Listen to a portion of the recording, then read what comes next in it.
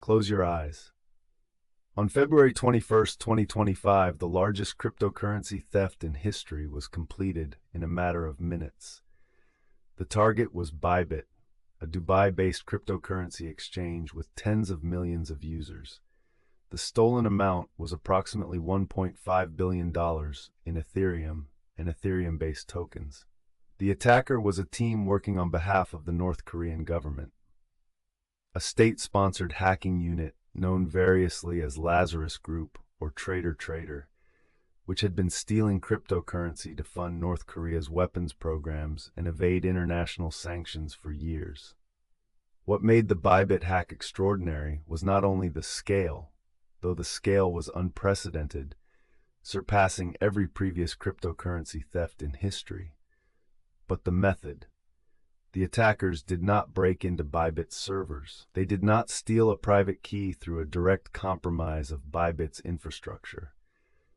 They executed a supply chain attack that targeted the multi-signature wallet software that Bybit used to secure its cold storage.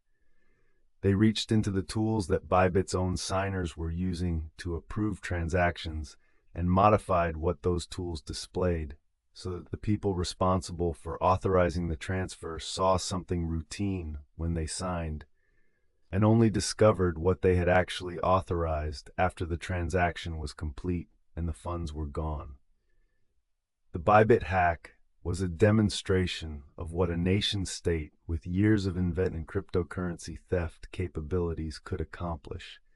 Not a brute force attack, not an opportunistic exploit of obvious vulnerability, but a sophisticated operation that understood its target's security model deeply enough to find the gap between what the security was designed to prevent and what it actually prevented. The gap was narrow. The damage was catastrophic. The scale of the theft, $1.5 billion in a single operation, was not accidental. The Lazarus Group had been systematically increasing the scale of its operations as it accumulated experience, intelligence, and refined its laundering infrastructure.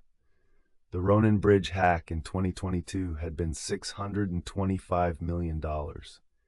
Bybit surpassed that by more than a factor of 2. Each major operation contributed operational knowledge and established infrastructure, laundering networks, mixing services, decentralized protocol relationships that made the next operation more capable. By February 2025, North Korea's cryptocurrency theft program had been running for roughly 8 years, and the accumulated institutional learning was reflected in the sophistication of what had just happened to Bybit. This account is, on its surface, a story about a single hack, an operation that lasted minutes. Beneath the surface, it is a story about the years of preparation those minutes required. The patient intelligence gathering about Bybit's security architecture, the months of work to establish a foothold in the software supply chain, the deliberate construction of laundering infrastructure capable of processing $1.5 billion without triggering immediate interception. The speed of the theft itself was the final step in a long process. It is also a story about what the cryptocurrency industry had built, and where that construction had a gap it had not identified. The multi-signature cold wallet model was not flawed in its design. It was deployed correctly. The attackers found the specific assumption the model made, that the display layer was trustworthy, and turned that assumption against Bybit signers. The lesson arrived at maximum cost. North Korea's involvement in cryptocurrency theft did not begin in 2025. The Lazarus Group, the name used by cybersecurity researchers to describe a loose constellation of North Korean state-sponsored hacking units, had been conducting cryptocurrency theft operations since at least 2017. The group's motivation was specific and state-directed. North Korea faced severe international sanctions that limited its access to hard currency and restricted its ability to import goods and materials, including those used in its weapons programs. Cryptocurrency offered an alternative pathway, a way to accumulate value that was not denominated in any sanctioned currency, that moved through networks without geographic restriction, and that could be laundered through decentralized finance and cross-chain bridges in ways that were difficult for traditional financial intelligence to trace. Between 2017 and 2024, North Korean hacking groups were attributed by the U.S. government and private cybersecurity firms with responsibility for stealing billions of dollars in cryptocurrency. Individual thefts ranged from tens of millions to hundreds of millions. The Ronin Bridge hack of March 2022, which targeted the blockchain bridge used by the Axie Infinity gaming ecosystem, had stolen approximately $625 million, the largest single cryptocurrency theft prior to Bybit. The Harmony Horizon Bridge hack in June 2022 had stolen approximately $100 million. The pattern of operations, technically sophisticated, patient, targeting cryptocurrency infrastructure at its most vulnerable points, reflected an organization with significant resources, institutional knowledge, and years of operational experience. The specific unit that became known as Trader was identified by the FBI and the Cybersecurity and Infrastructure Security Agency in a 2022 advisory. Trader specialized in targeting cryptocurrency companies, exchanges, protocol developers, DeFi platforms, through a combination of social engineering and technical exploitation. The name referred to one of the unit's signature techniques, approaching cryptocurrency company employees through job recruitment channels on LinkedIn and similar platforms, building relationships with them over time, and eventually convincing them to install malware disguised as a job skills test or a software development repository. The malware provided the attackers with access to the employee's computer and potentially to the company's internal systems. The evolution of North Korean cryptocurrency theft operations between 2017 and 2025 reflected a systematic effort to improve capabilities in response to the defenses the industry was deploying. As exchanges improved their direct security, better key management, hardware security modules, strict access controls, the attacks shifted towards supply chain vulnerabilities, compromising the tools, libraries, and software infrastructure that the exchanges relied on, rather than attacking the exchanges directly. A sophisticated exchange that had built strong defenses around its own systems might still be vulnerable to a compromise of the external software its signers used to approve transactions. The adversarial dynamic between North Korean hackers and the cryptocurrency industry's security community was, by 2025, a decade-long process of mutual adaptation. The security improvements deployed after each major hack, better key management after one theft, improved access controls after another, hardware security modules, air-gapped signing procedures, were the industry's side of that adaptation.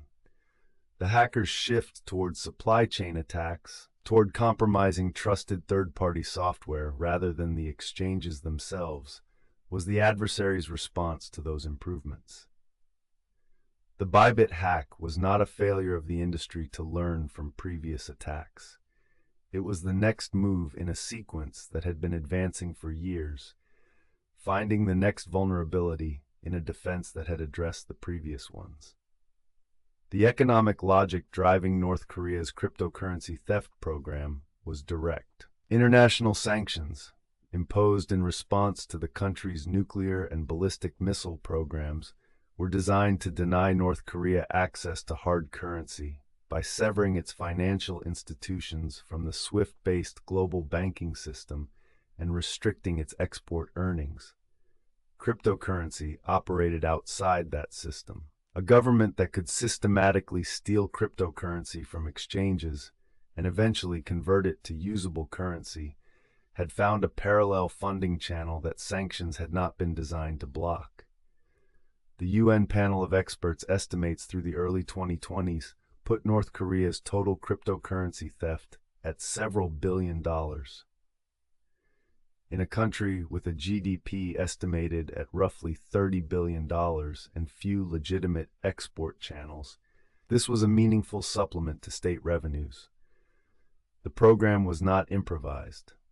It was a deliberate state investment in a specific capability with a specific economic rationale, staffed by skilled personnel working within a country whose government was willing to direct state resources toward activities that were criminal under every legal framework except its own. To understand what happened on February 21, 2025, it is necessary to understand how Bybit secured its cryptocurrency assets, and specifically, how multi-signature cold wallets were supposed to provide security against exactly the kind of attack that succeeded. Cryptocurrency exchanges hold customer assets, billions of dollars in Bitcoin, Ethereum, and other tokens, in wallets that are secured by private keys. The simplest security model has a single private key controlling a single wallet, but this creates obvious risks. Whoever holds that key has unilateral control over the assets, and if the key is compromised, the assets are gone.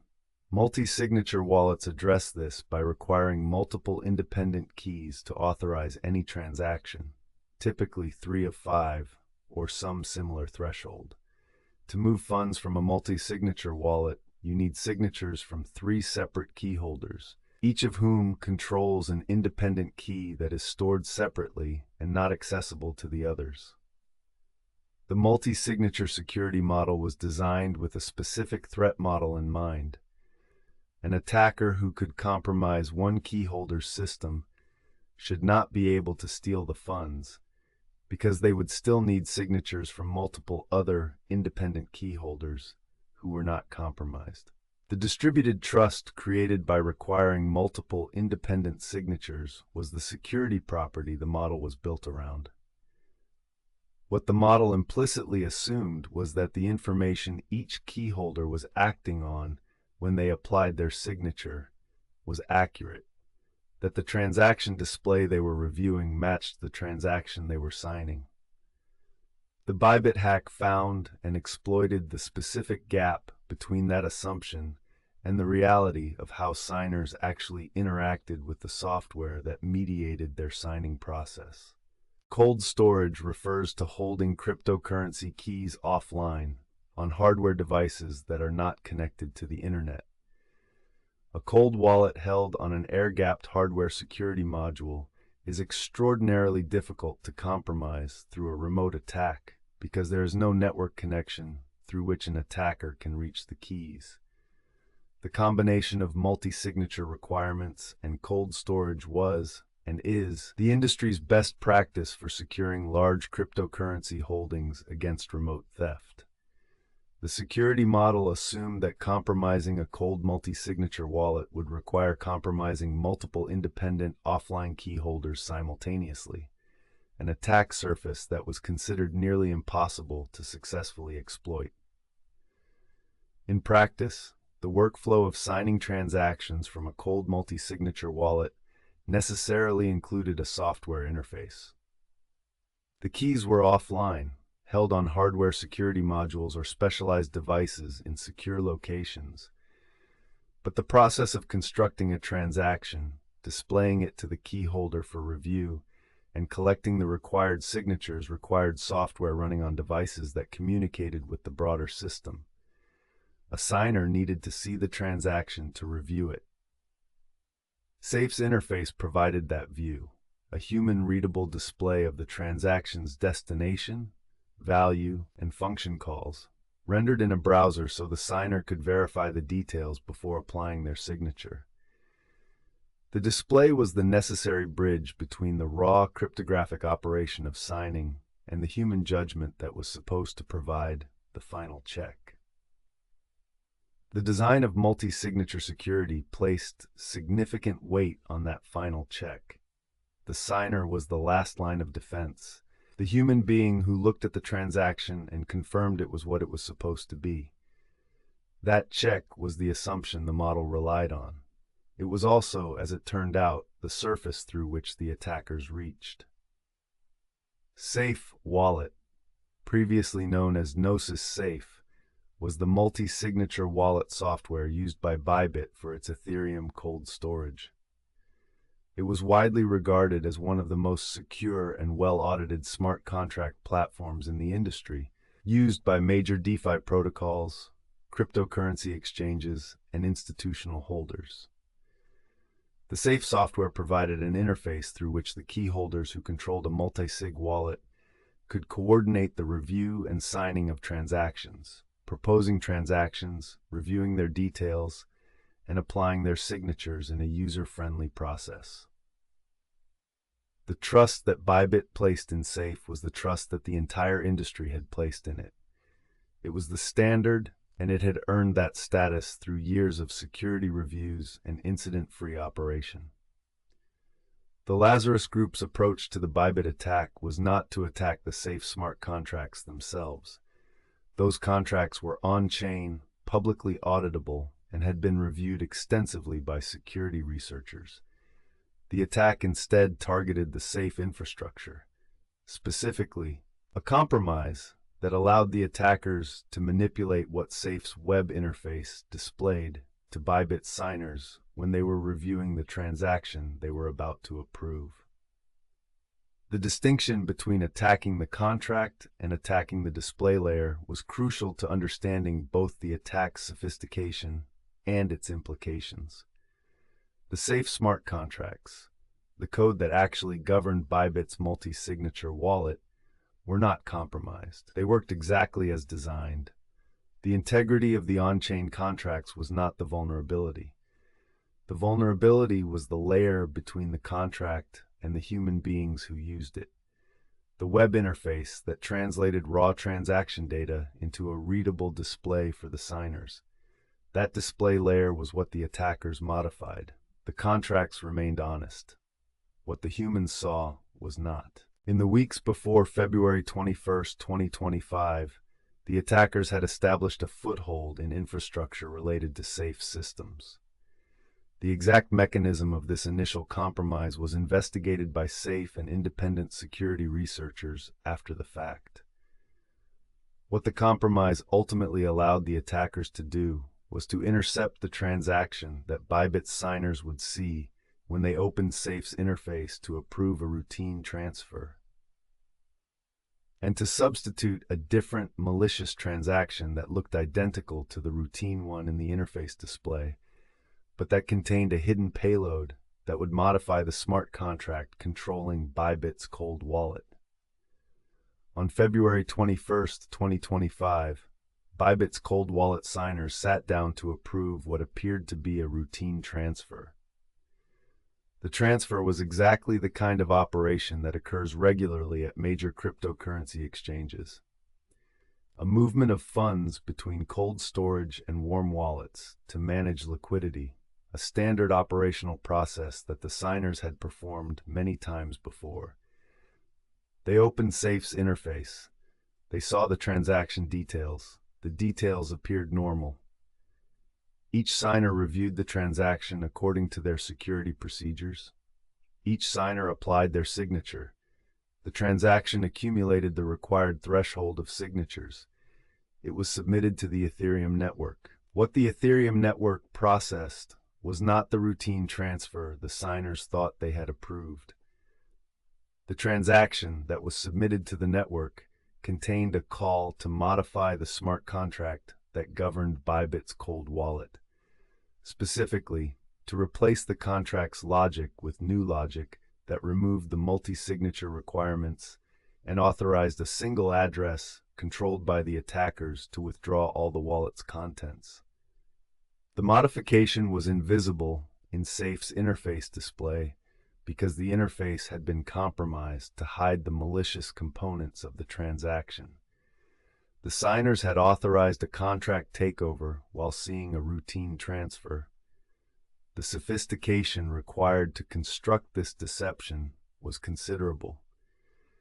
The attackers needed to build a transaction that, when decoded and displayed through the compromised interface, would look to a knowledgeable reviewer like a legitimate ETH transfer, the kind that Bybit's signers had reviewed and approved many times. The malicious payload, the contract modification instruction that would remove multi-signature requirements and authorize the attacker's address to drain the wallet, had to be embedded in the transaction in a way that would not appear in the compromised display, while still being executed when the transaction was submitted to the Ethereum network. The transaction had to pass two distinct reviews: the display review by the signers, which needed to show nothing unusual, and the validation by the Ethereum network, which would execute whatever was actually in the transaction data. The attackers constructed a transaction that satisfied both. This required precise understanding of how safe parsed and rendered transaction data, specifically where the gaps were in that rendering process, and how a malicious component could be positioned to be omitted from the display while remaining present in the executed call data. The deception was not simple. It reflected months of work studying the exact system it was designed to subvert. Once the contract modification was confirmed on-chain, the attackers moved immediately. The modified contract allowed their address to drain the wallet without any further multi-signature approval. Approximately 400,000 ETH, Ethereum and liquid-staked Ethereum derivatives, were transferred out of Bybit's cold wallet and into addresses controlled by the attackers. At the prices prevailing on February 21, 2025, this quantity of Ethereum was worth approximately $1.5 billion. The movement of this amount took minutes. By the time Bybit's security team identified what had happened and confirmed that the outgoing transaction was not authorized, the funds were already in addresses that Bybit had no ability to freeze or recover. The irreversibility of the theft was a consequence of the properties that make blockchain transactions valuable. They are final, permissionless, and censorship-resistant. An Ethereum transaction that has been confirmed by the network cannot be reversed by any party, not Bybit, not the Ethereum Foundation, not any government. The assets were gone in the same sense that cash taken from a building and transported elsewhere is gone.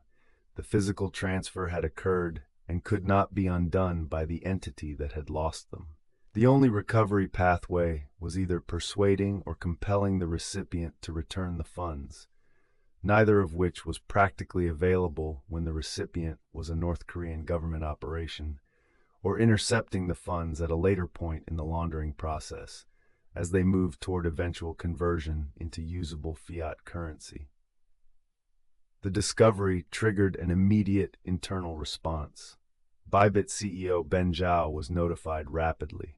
Zhou's public communication strategy was notable in a moment of crisis. Rather than going quiet while the situation was assessed, he appeared on a live stream within hours of the incident and addressed the community directly. He confirmed that the hack had occurred. He confirmed the approximately $1.5 billion figure.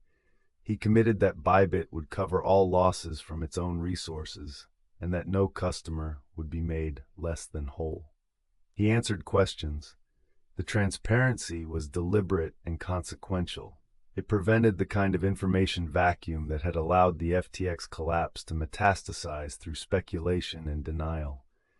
The immediate practical challenge Bybit faced after the hack was a potential liquidity crisis. The fear that a hack announcement would trigger a bank run, a wave of withdrawal requests from customers concerned about Bybit's solvency, was a real operational risk. If enough customers simultaneously requested the return of their assets, even an exchange with sufficient reserves could face a temporary inability to fulfill all requests, which could further damage confidence and accelerate withdrawals in a self-reinforcing cycle. The FTX collapse had demonstrated how quickly a cryptocurrency exchange could go from apparent stability to inability to process withdrawals once the confidence threshold was crossed. Ben Zhou's livestream response was one element of the liquidity management strategy. The other element was raising emergency capital. Within hours of the hack becoming public, Bybit had reached out to other major cryptocurrency exchanges and counterparties for emergency loans and support. The response from the industry was substantial.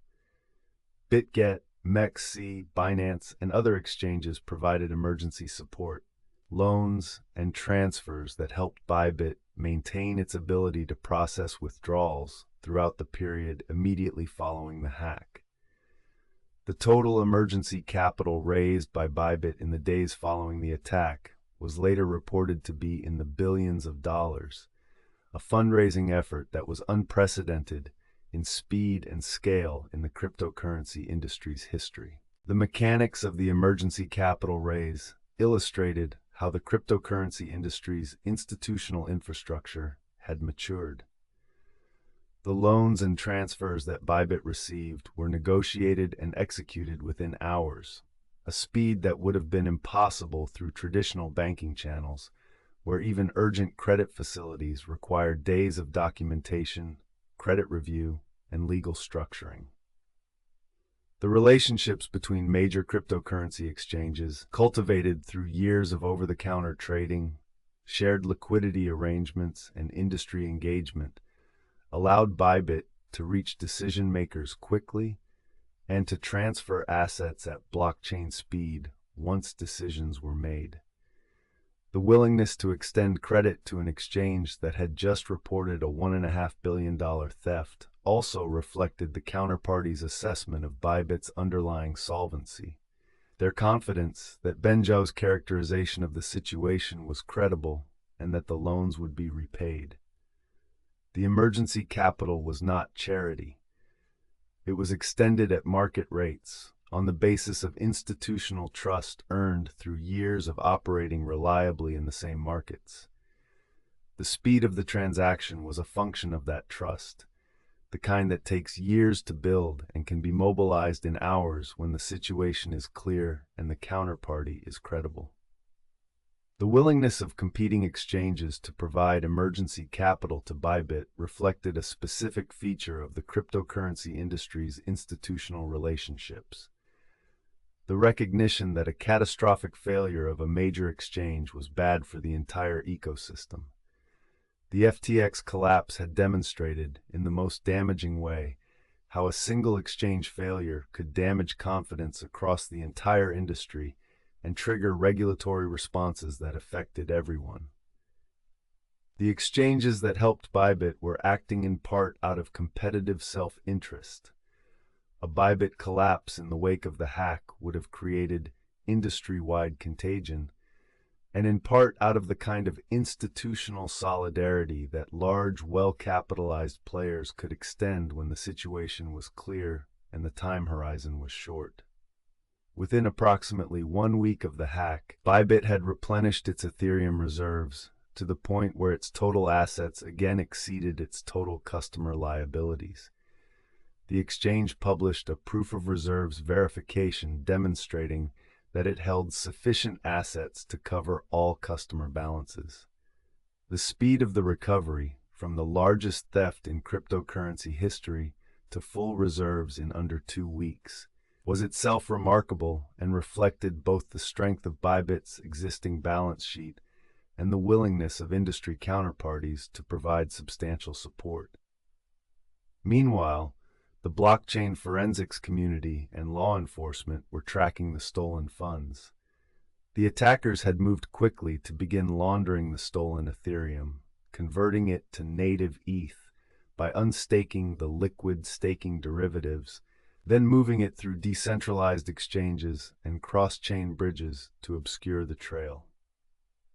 Within the first days after the hack, a substantial portion of the stolen funds had been routed through Thorchain, a cross-chain liquidity protocol that facilitated asset swaps across different blockchains without requiring users to provide identity information. The movement through Thorchain complicated blockchain analysis by creating cross-chain transfers that required following the funds across multiple separate ledgers. The attribution of the Bybit hack to North Korea's Lazarus Group was made publicly by the FBI and the Cybersecurity and Infrastructure Security Agency in March 2025. Attribution in state-sponsored cyber attacks is always a matter of forensic inference and intelligence analysis rather than admitted fact. But the evidence that tied the Bybit hack to North Korean hackers was extensive. The technical signatures of the attack, the specific tools used, the wallet address clustering techniques employed, the laundering methods favored, matched the patterns that cybersecurity researchers had documented across years of prior North Korean cryptocurrency theft operations. The blockchain traces of the stolen funds connected to addresses previously identified in investigations into Lazarus Group's laundering activities. The speed and sophistication of the laundering operation, the immediate conversion, the cross-chain routing, the use of mixers and decentralized infrastructure, was consistent with an organization that had optimized these processes through repeated practice. The specific evidence connecting the Bybit hack to prior Lazarus Group operations included patterns that went beyond the technical signatures of the attack itself. Wallet clustering analysis, tracing addresses to prior known Lazarus Group operations through shared infrastructure, common intermediate addresses, and timing patterns, was a methodology that blockchain analytics firms had refined through years of tracking North Korean theft operations. Addresses that received small fractions of the Bybit funds could be traced, through multiple intermediate steps, to wallets that had previously received fractions of the Ronin Bridge theft or the Harmony theft. The attackers had not fully rotated the consolidation infrastructure they used between operations, allowing researchers to establish connections across thefts that had occurred years apart. The pattern recognition was sophisticated enough, and the prior investigations thorough enough, that the attribution confidence in the Bybit case was higher than in most state-sponsored cyber attack attributions, which typically relied more heavily on technical malware signatures. The blockchain's persistent public record of every transaction provided a financial trail that complemented the technical forensics and made the attribution unusually robust. The investigation of the safe supply chain compromise provided the most technically specific account of how the attack had been set up. SAFE's security team, working with independent researchers, identified that the attackers had compromised infrastructure related to SAFE's wallet interface in the weeks before the February 21st attack. The specific vector, how the attackers had gained initial access to SAFE's infrastructure, and how they had positioned their malicious code to intercept and modify the transaction that Bybit signers would see, was investigated thoroughly, though the complete details of the initial compromise were not fully disclosed in the public reporting available through March 2025. The supply chain nature of the attack had broad implications for the cryptocurrency security community. If an attacker could compromise trusted wallet interface software and use it to present legitimate-looking transactions that concealed malicious payloads, then the security model of cold multi-signature storage, which assumed that the display of the transaction to be signed was accurate, was fundamentally undermined. It was not sufficient to secure the keys. It was also necessary to ensure that the software displaying the transaction to the key holder was showing what it claimed to show. This was a harder problem than key security, because it required trust in an extended software supply chain that included many components, any one of which could potentially be compromised. The response from the blockchain security community was rapid. Hardware wallet manufacturers and multi-signature wallet software providers began reassessing their transaction display verification mechanisms. Specifically, the challenge of ensuring that what appeared on the keyholder's screen matched the transaction actually being signed, independent of potentially compromised browser or application software. Some hardware wallets had existing features designed to address exactly this concern, displaying the raw transaction data on the hardware device screen so that users could verify it independently of any potentially compromised software interface. The Bybit hack drove significant industry attention to those features and to the broader question of secure transaction display. The specific defensive response the industry developed after February 2025 focused on establishing a trust hierarchy for transaction verification. If the software interface displaying a transaction could not be trusted, then the verification had to move to a layer that was physically and logically separate from that software. Hardware signing devices that parsed raw transaction call data directly and displayed the decoded meaning of each function call, without relying on any browser or web application to perform that parsing and display, represented the clearest implementation of this principle. The challenge was that reading raw transaction call data required significant technical sophistication from the signer, and the industry had historically solved that complexity problem by delegating to software interfaces, precisely the delegation that the Bybit hack had shown could be dangerous. The laundering of $1.5 billion of stolen Ethereum began within minutes of the theft and continued at pace through February and March 2025. The Lazarus Group's laundering methodology for the Bybit funds reflected years of operational learning. The initial conversion from liquid staking derivatives to native ETH eliminated the specific identifiability of the staked tokens. Native ETH was more fungible, more widely accepted by exchanges and protocols, and slightly harder to distinguish from legitimately obtained ETH than the stETH and other derivatives that had originally been stolen. The unstaking process generated gas fees, but was operationally necessary for the subsequent steps. The use of Thorchain as a laundering vehicle attracted significant controversy. Thorchain is a decentralized cross-chain protocol that allows users to swap assets across different blockchains, converting Ethereum to Bitcoin or vice versa, without going through a centralized exchange that might apply compliance controls.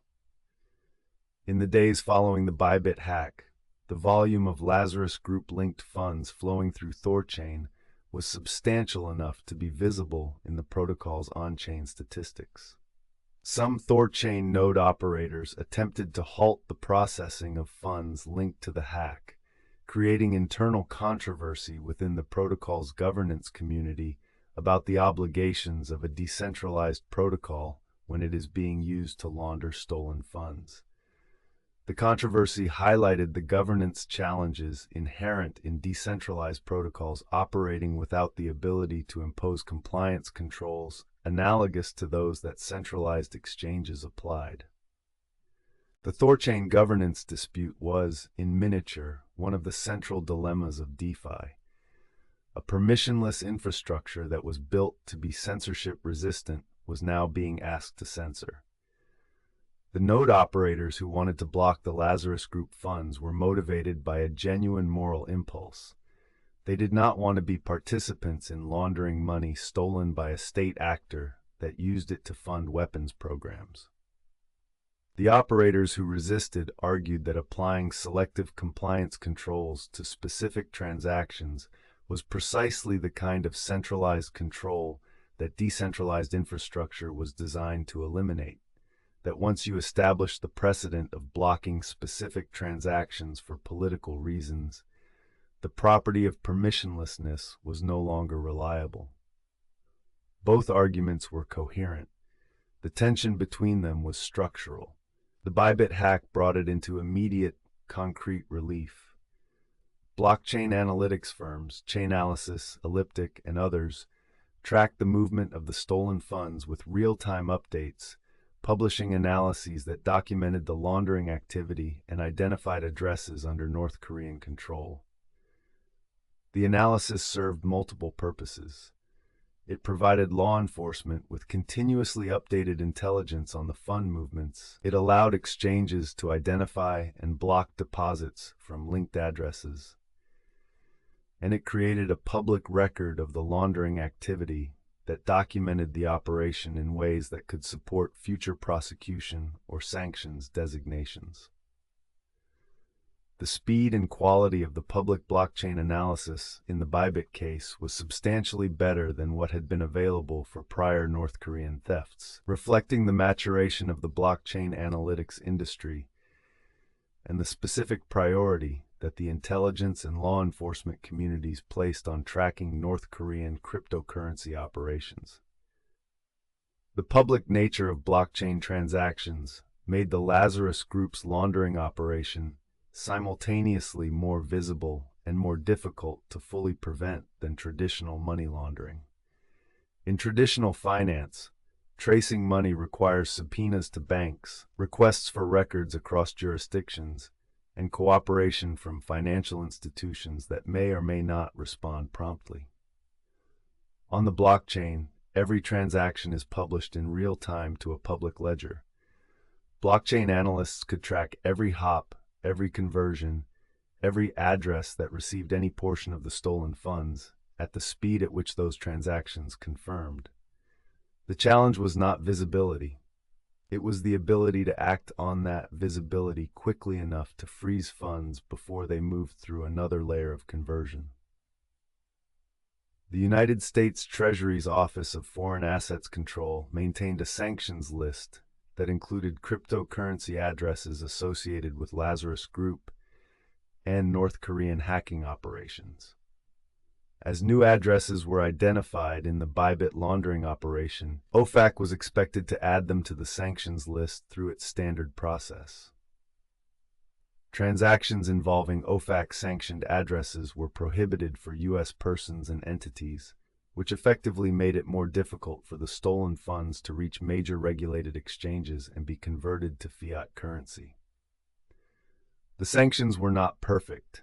Decentralized protocols operating without U.S. nexus were not legally required to comply, but they removed one potential exit pathway for the stolen funds and created legal risk for entities that assisted in the laundering. The practical challenge of turning $1.5 billion of identifiably stolen Ethereum into usable currency for the North Korean government was a problem of scale.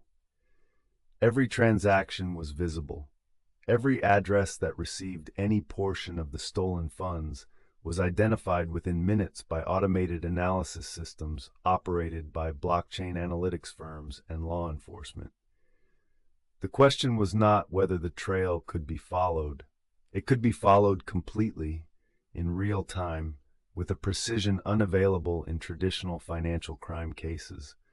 But whether the following could translate into interference at the point where funds had to exit the blockchain system into conventional banking. Those exit points, the exchanges and over-the-counter brokers that converted cryptocurrency to fiat currency, were the enforcement choke points. Compliance controls at regulated exchanges could freeze deposits from sanctioned addresses. The funds that moved through compliant, regulated infrastructure would be stopped. The funds that moved through peer-to-peer channels and unregulated, decentralized protocols would not. The final measure of the sanctions regime's effectiveness was the proportion that successfully reached and was stopped at compliant exit points versus the proportion that navigated around them entirely. The Bybit hack's immediate consequences for the exchange were severe, but not existential. The combination of Ben Zhou's transparent communication, the emergency capital raised from industry partners, and the rapid proof of reserves verification had prevented the liquidity crisis that the hack scale might otherwise have caused. Bybit continued to operate throughout the period following the hack.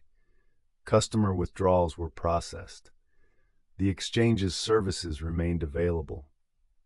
The market's assessment of Bybit's viability, visible in the continued use of the platform by its user base, suggested that the industry had observed and accepted the response as adequate.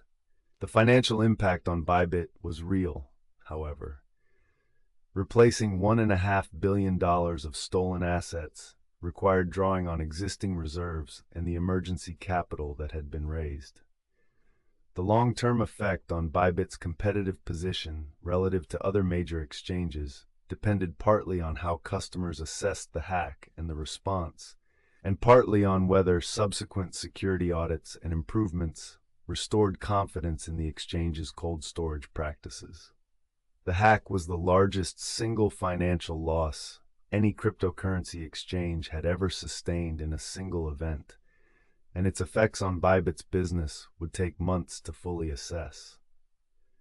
The insurance and risk management implications for the custody industry were significant. Most cryptocurrency exchanges and institutional custodians carried some form of crime or cyber insurance, but the policies had limits that were a fraction of what Bybit had lost. Underwriting $1.5 billion single-event loss coverage for cryptocurrency exchanges was not something the insurance market had structured at scale.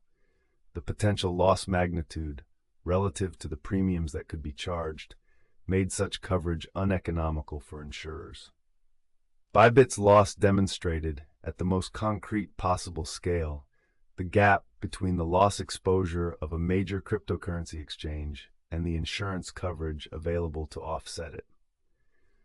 The industry response toward self-insurance through larger capital reserves, toward more rigorous third-party security audits, toward institutional reciprocal support arrangements of the kind that had functioned in Bybit's case, reflected the recognition that traditional insurance was not a credible backstop for losses of this magnitude, and that the exchange's own financial resilience was the primary protection against existential loss from a successful hack. The implications for the broader cryptocurrency custody industry were substantial. The supply chain attack vector that had been used against Bybit was not unique to Bybit.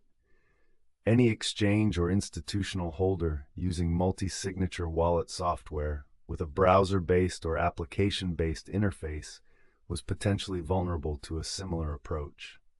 The assumption that cold storage combined with multi-signature requirements provided near absolute security against remote theft had been challenged at the most consequential possible scale. The industry response included accelerated investment in air-gapped signing devices, transaction verification mechanisms that operated independently of potentially compromised software, and security audits specifically focused on the supply chain components of custody infrastructure. The Bybit hack was, in a narrow sense, a reminder that North Korea's cryptocurrency theft program had not declined, but had escalated. The scale of the single theft, $1.5 billion, exceeded the total estimated annual cryptocurrency theft by all actors in many previous years. It reflected the continued investment by the North Korean state in developing and maintaining world-class capabilities in this specific area of cybercrime. The sanctions and asset freezing that were applied to identified addresses would complicate but not prevent the eventual use of at least some portion of the stolen funds. The Lazarus Group had demonstrated across multiple previous operations an ability to slowly convert stolen cryptocurrency to usable cash over extended periods, even in the face of active blockchain monitoring. The policy response available to the U.S. government and its allies was limited but not negligible. Sanctions designations created legal obligations on financial institutions and cryptocurrency platforms to avoid processing funds linked to designated addresses. Indictments against identified North Korean hackers, even when the individuals were in North Korea and therefore unreachable by U.S. enforcement, created a public record of attribution that had diplomatic uses. The FBI's publication of indicators of compromise after the Bybit attack served a direct defensive purpose. None of these measures could undo the theft. Together, they were the set of instruments that a democratic government, with rule of law constraints, could deploy against a nation-state adversary that operated outside those constraints. The asymmetry was real and permanent. The tools were the tools available. The difficulty of the policy problem was compounded by the specific characteristics of North Korea as a state actor. Unlike private criminal groups, North Korea had no assets that could be seized by Western governments, no desire to operate within the international financial system that sanctions were designed to restrict, and no accountability to any external legal or regulatory framework.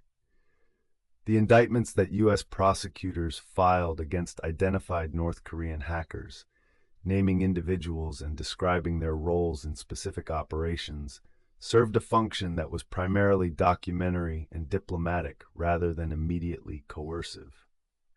The individuals named in those indictments were in North Korea and were not going to be extradited or arrested. The indictment created a public record of attribution, supported the government's narrative for allies and partners, and could impose some constraints on the named individuals' freedom to travel internationally. These were meaningful but limited consequences. Against a state that had decided that cryptocurrency theft was a priority activity worth investing in and defending, the tools available to democratic governments operating under rule of law constraints were genuinely constrained. The Bybit hack was not a policy failure in the sense of something that better execution could have prevented. It was a demonstration of a structural asymmetry that was likely to persist. The investigation into the Bybit hack proceeded on multiple simultaneous tracks from the day the hack was discovered. Bybit's own security team began analyzing what had happened immediately after the unauthorized transfer was confirmed. Their initial focus was on determining the vector through which the malicious transaction had been delivered to the signers. Specifically, identifying whether the compromise was within Bybit's own infrastructure or within external software that Bybit had relied upon. The conclusion that the compromise was in Safe's infrastructure rather than Bybit's systems was reached within the first days after the hack, and Safe's security team was notified and engaged in parallel. Safe conducted a comprehensive security review of its own systems following the notification. The review identified that the attackers had compromised Safe's infrastructure prior to the hack, establishing a capability to modify what Safe's interface displayed to specific users under specific conditions. The sophistication required to execute this kind of targeted supply chain compromise, reaching into widely trusted software, modifying its behavior in ways that affected only the specific target while remaining invisible to other users, was consistent with a nation-state level actor with substantial resources and extensive prior experience. The techniques employed were not novel in the abstract sense. Supply chain attacks had been a known attack vector in cybersecurity for years, but their application to cryptocurrency multi-signature wallet software at this scale was unprecedented. The concept of a targeted supply chain attack, one that modified behavior only for a specific victim while appearing normal to all other users, was particularly dangerous precisely because of its selectivity. Generic malware or compromised software that affected all users would be detected quickly. The widespread impact would generate immediate reports.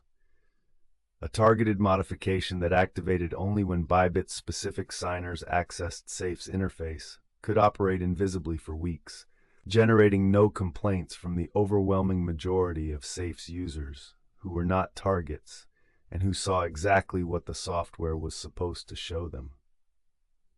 Safe's reputation as secure, established through years of incident-free operation for thousands of users, was functionally irrelevant to the specific targeted attack that Bybit's signers encountered. Safe's response to the discovery of the compromise was immediate and thorough. The company paused specific interface features, conducted a comprehensive security audit, and disclosed the investigation findings in detail, publishing what the company had learned about how the attackers had gained access to its infrastructure and how the malicious modification had been delivered. The transparency of Safe's disclosure was noted by the security research community as a model for incident response. SAFE was not the intended target of the hack. It was a vector through which the actual target was reached. The attackers had leveraged SAFE's trusted reputation as a tool, using the trust that years of incident-free operation had earned as the precondition for a deception that only worked because Bybit signers had no reason to doubt what SAFE's interface showed them. SAFE's response, making the mechanism of that exploitation fully public, providing detailed technical information to the security community, and engaging directly with the challenge of how similar attacks could be prevented, was the appropriate response from an organization that had been used as a weapon against a customer's security without its knowledge. The disclosure contributed to the industry's collective ability to assess the implications for their own custody setups and to deploy appropriate mitigations. Blockchain forensics firms engaged by Bybit and independently tracking the stolen funds provided continuous analysis of the laundering activity. The blockchain record was comprehensive in its coverage of how the stolen ETH moved through the Ethereum network and subsequently through cross-chain protocols. The specific challenge, distinguishing between analysis that was reliable enough to freeze funds and analysis that was reliable enough to attribute criminal activity to specific actors, required different standards of evidence and different types of corroboration, and the firms working on the case were careful to distinguish between what the on-chain record definitively showed and what required additional intelligence to confirm. The FBI's attribution of the hack to Trader, the specific North Korean unit the Bureau had been tracking since 2022, was issued in March 2025. The attribution was accompanied by a description of the techniques used and a set of indicators of compromise that could help other cryptocurrency exchanges assess whether they had been targeted by similar operations. The publication of indicators served a defensive purpose. By making the specific technical signatures of the attack public, the FBI was helping the cryptocurrency industry identify and defend against similar supply chain attacks before they could be executed. The publication of attribution served a deterrence purpose. Publicly naming the state actor responsible was one of the limited tools available to the U.S. government to impose costs on North Korea for its cryptocurrency theft program. The Bybit hack established a new ceiling for cryptocurrency theft and a new standard for what a sophisticated nation-state actor could accomplish against well-defended cryptocurrency infrastructure. The most significant legacy was the demonstration of supply chain attack viability against the cryptocurrency custody model. The cold multi-signature storage model had been the industry's gold standard for security. The combination that was supposed to make large-scale remote theft effectively impossible. The Bybit hack showed that this model had a specific vulnerability. It relied on the trustworthiness of the software display layer, which was typically outside the physical security boundary that cold storage was designed to protect. A sufficiently sophisticated attacker who could compromise the display layer could deceive even careful, security-conscious signers into approving malicious transactions. The lesson that the industry drew was not that cold multi-signature storage was inadequate, but that it needed to be supplemented with display verification that was independent of potentially compromised software. Specifically, hardware devices capable of parsing and displaying raw transaction data directly, without relying on browser or application software to render the display. The scale of North Korea's cryptocurrency theft program, revealed by the Bybit hack's magnitude and by the accumulated record of prior thefts that it surpassed, had no historical parallel. A single government had stolen, over the course of roughly 8 years, an estimated several $billion in cryptocurrency through a systematic program of exchange targeting, social engineering, and supply chain compromise. The funds had been used, according to U.S. government assessments, to support North Korea's ballistic missile and nuclear weapons programs, providing a financial resource that partially compensated for the restrictions imposed by international sanctions. Cryptocurrency had become a meaningful element of North Korea's sanctions evasion strategy, and the sophistication and scale of the theft operations reflected the priority the government had assigned to developing and maintaining this capability. The scale of North Korea's cryptocurrency theft program required appreciating what it had taken to build it. The Lazarus Group had not arrived at the Bybit hack from scratch. It had developed through 8 years of progressively larger and more sophisticated operations, learning from each one, accumulating infrastructure, refining laundering techniques, and building the intelligence picture of cryptocurrency exchange security that made the Bybit operation possible. The internal organizational investment required to maintain a team capable of executing the February 21st attack, the staff with deep expertise in smart contract security, Ethereum transaction encoding, supply chain compromise methodology, and cross-chain laundering, was the product of a sustained state commitment to this specific capability. That commitment had not diminished. Each successful operation reinforced the program's value to the North Korean state, and the Bybit theft, $1.5 billion, was the clearest possible demonstration of how valuable the program had become. The cryptocurrency industry was not the target because cryptocurrency was uniquely fragile. It was the target because cryptocurrency offered a combination of scale, speed, and extractability that traditional financial targets could not match for an actor with North Korea's constraints. The connection between cryptocurrency theft and North Korea's weapons programs was not hypothetical. UN panel of experts reports had documented the relationship explicitly, estimating that stolen cryptocurrency funds had been used to finance a meaningful portion of North Korea's missile testing budget. The country had conducted dozens of ballistic missile tests in the years of the cryptocurrency theft program's operation, and the financial resources required for those tests, which traditional sanctions were designed to prevent, had found a partial substitute in stolen digital assets. The Bybit theft, in this context, was not just a financial crime. It was a national security event, $1.5 billion flowing toward a government that had publicly stated its intention to develop nuclear-capable intercontinental ballistic missiles capable of reaching the United States.